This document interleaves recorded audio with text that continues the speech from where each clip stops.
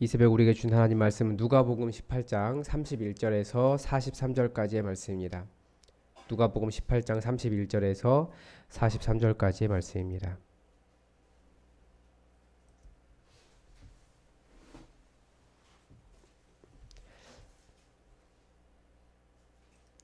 우리 하나님의 말씀을 받들어 읽겠습니다. 예수께서 12제자를 데리시고 이르시되 보라 우리가 예루살렘으로 올라가노니 선지자들을 통하여 기록된 모든 것이 인자에게 응하리라. 인자가 이방인들에게 넘겨져 희롱을 당하고 능욕을 당하고 침뱉음을 당하겠으며 그들은 채찍질하고 그를 죽일 것이나 그는 3일 만에 살아나리라 하시되 제자들이 이것을 하나도 깨닫지 못하였으니 그 말씀이 감추었으므로 그들이 그 이르신 바를 알지 못하였더라. 여리고에 가까이 가셨을 때에 한 맹인이 길가에 앉아 구걸하다가 무리가 지나감을 듣고 이 무슨 일이냐고 물은데 그들이 나사렛 예수께서 지나가신다 하니 맹인이 외쳐 이르되 다윗의 자손 예수여 나를 불쌍히 여기소서 하거늘 앞서가는 자들이 그를 꾸짖어 잠잠하라 하되 그가 더욱 크게 소리질러 다윗의 자손이여 나를 불쌍히 여기소서 하는지라. 예수께서 머물러 서서 명하여 데려오라 하셨더니 그가 가까이 오매 물어 이르시되 내게 무엇을 하여 주기를 원하느냐. 이르되 주여 보기를 원하나이다. 예수께서 그에게 이르시되 보라 내 믿음이 너를 구원하였느니라 하시매 곧 보게 되어 하나님께 영광을 돌리며 예수를 따르니 백성이 다 이를 보고 하나님을 찬양하니라. 아멘. 먼저 본문을 보겠습니다. 본문을 보면 단락을 크게 두 개로 나눌 수 있는 것을 오늘 볼 수 있죠. 31절부터 34절까지 그리고 그 나머지를 볼 수 있습니다. 그런데 이제 본문을 어디에서 끊느냐에 따라서 전체적인 이야기가 또 다르게 보이기도 합니다. 오늘 보면 아마 아실 수 있을 겁니다. 오늘 31절에서 등장인물은 예수님입니다. 아직 시기적인 배경은 우리가 다 알고 있죠. 예수님께서 이제 예루살렘 성에 들어가시기 직전입니다. 그래서 드디어 예수님의 갈릴리에서부터 시작한 예루살렘으로의 여행이 끝나고 이제 예수님의 본격적인 예루살렘 사역이 시작하는 곳으로 볼 수 있습니다. 예수님이 나오는데 예수님께서 무엇을 하셨냐면 예루살렘으로 올라갈 것이다 라고 말씀하시면서 하신 말씀이 있습니다. 선지자들을 통하여 기록된 모든 것이 인자에게 응할 것이다 라는 말씀을 하셨습니다. 그 선지자를 통하여 기록된 모든 것이 무엇입니까? 32절, 33절에 보면 이방인들에게 넘겨져 희롱을 당하고 능욕을 당하고 침뱉음을 당할 것이다.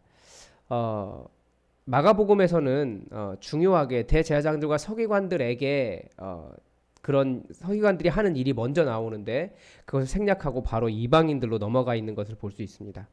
33절에서는 채찍질 당하고 죽일 것이다. 그러나 3일 만에 살아날 것이다. 라고 예수님 말씀해 주셨습니다. 34절에서 이제 제자들이 나오죠. 그러나 제자들은 이것을 하나도 깨닫지 못했다. 이것이 제자들이 한 일입니다. 그래서 예수님께서 이렇게 선지자들을 통하여 기록된 모든 것이 기록될 것이다 라고 하신 말씀의 의미를 전혀 깨닫지 못했다라고 하는 것을 통해서 이 제자들에게는 그 말씀이 감추어 있었다 라고 가르쳐 줍니다. 참 어려워요. 제자들에게조차도 감추어진 말씀이라니 라는 생각이 듭니다. 참 깨닫는 것이 쉽지 않다라는 생각을 하게 되는데 그 이유가 있습니다. 그래서 이제 그런데 다음 본문과 같이 이어지면 누가 눈이 먼 것인가에 대한 질문을 던질 수 있습니다. 다음 본문이 그래서 이 단락의 요지는 제자들의 무지를 볼 수 있습니다. 그 다음에 35절부터 43절까지 이제 여리고 장소적인 배경이 나타나죠. 여리고에 가까이 가셨을 때 예루살렘 들어가기 전에 있는 도시라고 말씀을 드린 적이 있는데요. 거기에 한 맹인이 있었습니다. 등장인물이죠. 그래서 오늘 본문은 이 맹인을 중심으로 보는 게 맞을 것 같아서 맹인을 중심으로 보겠습니다. 주요 인물이죠. 무슨 일이냐고 물은 거예요. 지나가니까. 예수님의 가시는 것에 대해서 관심을 가진 겁니다. 그런데 사람들이 나사렛 예수께서 지나가신다라고 하는 얘기를 들으니까 이 맹인이 어떻게 합니까? 외쳐 이르되 다윗의 자손이여 나를 불쌍히 여기소서. 이게 이 맹인이 한 일입니다. 그러니까 무엇을 이라고 이야기하면 맹인이 물어보고 예수라는 것을 알고 자기의 간절히 부르짖은 겁니다.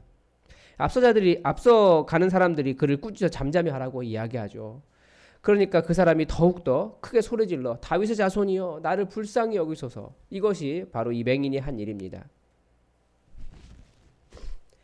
40절에서는 이제 예수님이 나오죠. 예수님께서 머물러 서서 명하여 데려오라고 하셨습니다. 그리고 물으셨습니다. 무엇을 하여 주기를 원하느냐? 이 맹인이 다시 뭐라고 이야기합니까? 주여 보기를 원하나이다. 여기까지 보면 우리 맹인이 어떤 생각을 했는지 알 수 있습니다.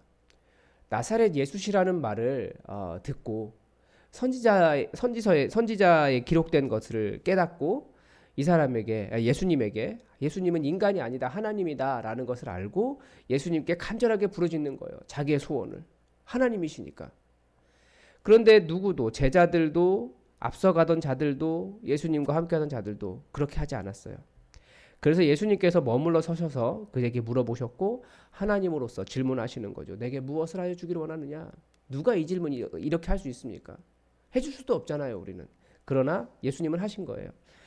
그래서 여전히 이 맹인은 분명하게 예수님에 대한 고백을 하고 있는 겁니다. 주여 무엇을 보기를 원하나이다.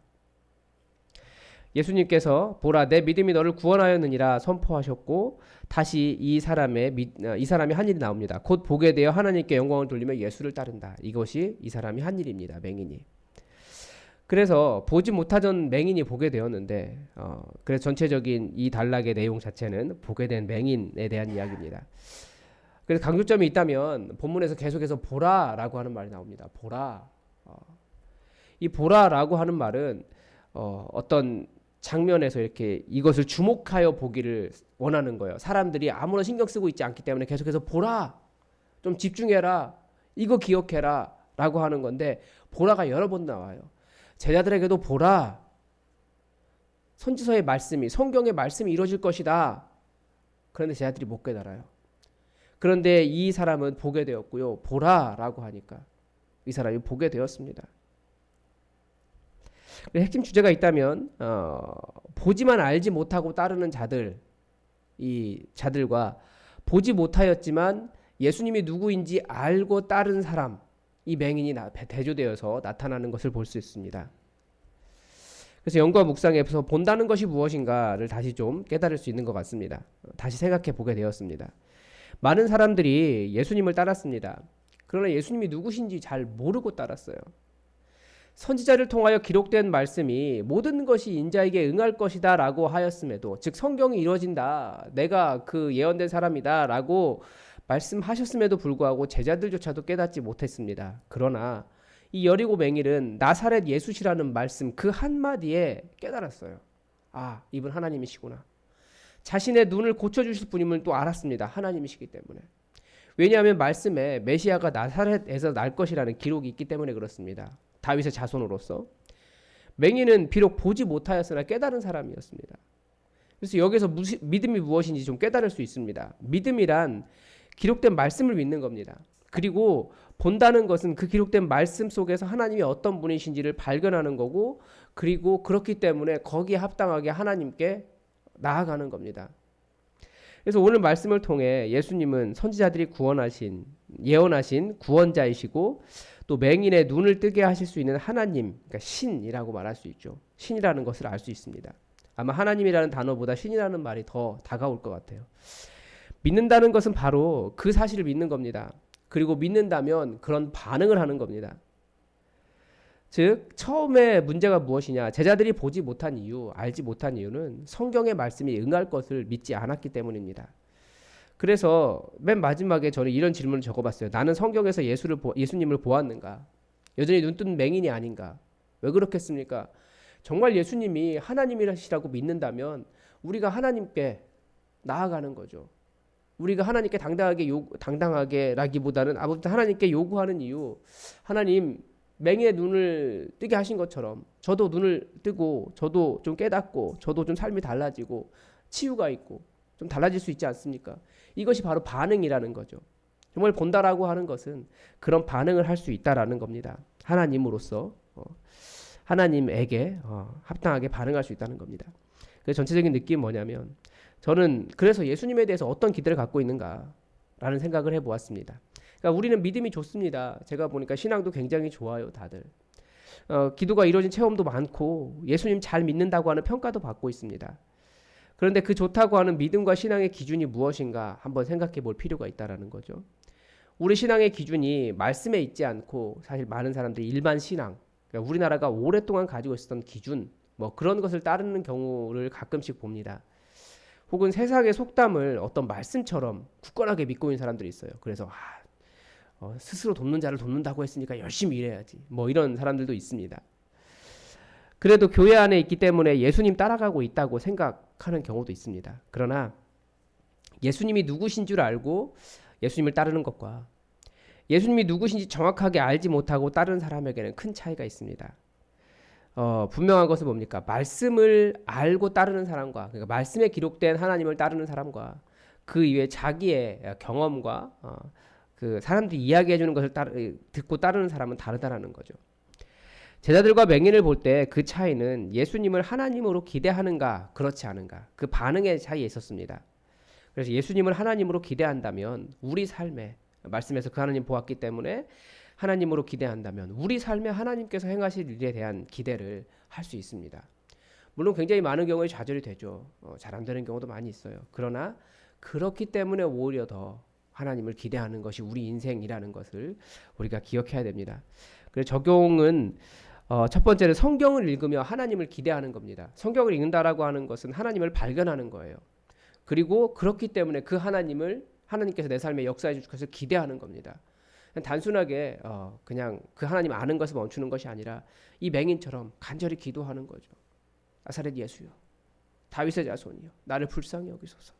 간절히 기도하시기 바랍니다. 그래서 가장 많은 기도가 당연히 우리의 질병을 고쳐달라는 기도겠죠. 그리고 또 소망 없는 인생에게 소망이 되어달라고 우리의 소망이 하나님께 있음을 고백하며 반응하는 겁니다. 그리고 무엇보다도 우리가 주님을 바르게 알고 따르게 해달라고 제자들에게 예수님께서 예루살렘 들어가시면서 마지막에 제자들 그 예루살렘으로 향하는 여행의 마지막에서 하신 말씀이 이것 아닙니까? 시작과 마지막에서 내가 그리스도다. 내가 예언된 그리스도다. 그래서 주님을 바르게 알고 따라가게 해달라고 우리가 잘 기도했으면 좋겠습니다. 그리고 예수님의 마음으로 좀 살 필요가 있는 것 같습니다. 우리가 그렇게 하나님을 기대하지만 또 예수님을 따라가는 사람들 아닙니까? 그러니까 예수님이 무슨 일 하셨습니까? 이 맹인과 같이 앞서가던 무리들은 맹인에게 조용히 하라고 잠잠히 하라고 예수님 가셔야 된다고 그렇게 이야기했지만 예수님의 마음은 오히려 맹인 같은 사람들의 필요를 위해서 그 가던 길을 멈추신 분이셨습니다. 그래서 우리가 또 예수님의 마음으로 오늘 하루를 또 사시기 바랍니다. 이것이 아마 가장 중요할 것 같아요. 우리가 예수님 따라가는 거니까. 함께 기도하겠습니다. 하나님, 오늘도 말씀을 통하여 예수님의 마음 또 예수님이 누구신지를 발견했습니다. 하나님, 우리도 눈을 뜨고 있고 지혜가 있다고 말하고 정상이라고 말하지만 정말 말씀 속에서 예수님 발견하지 못하면 아무것도 아님을 말씀이 감추어진 자밖에 되지 않는다라는 것을 다시금 깨닫습니다. 하나님, 말씀을 볼 때마다 하나님이 누구신지 깨달아 알게 하시고 또 하나님을 알기 때문에 하나님께 온전하게 반응하고 하나님을 하나님으로 높여드리고 하나님으로 대우하고 또 그렇게 저희가 인간으로서 또 하나님을 찬양하며 살 수 있도록 하나님 말씀 속에서 진리를 깨달아 아는 눈을 허락하여 주옵소서. 제자들처럼 말씀을 사모하지 못하여 감추어진 자가 아니라 이 맹인처럼 단 한마디 말씀이라 할지라도 그 말씀에 반응하고 하나님으로 인정하며 하나님의 역사를 누릴 수 있도록 하나님 우리와 함께하여 주옵소서.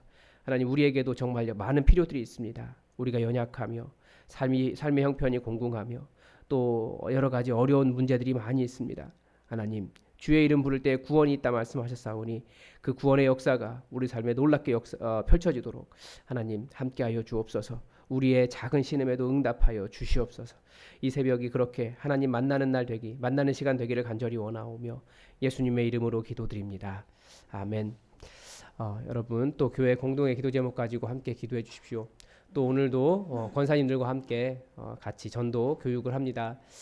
복음을 전해야 한다라고 하는 그런 부담감보다도 정말 먼저 말씀에 우리가 먼저 큰 깨달음이 안에 있을 수 있도록, 그리고 그 말씀의 나눔이 함께 풍성하게 일어날 수 있도록 여러분 기도해 주시기 바랍니다. 그리고 우리 교회가 체질이 변해서 누구를 만나든지 복음을 전하고 그 사람을 예수 믿게 하고 또 그 사람을 가르치고, 그래서 주님께서 원하신 일을 잘 감당하는 그런 교회 될 수 있도록 여러분 기도해 주시기 바랍니다. 우리 다 함께 기도하겠습니다.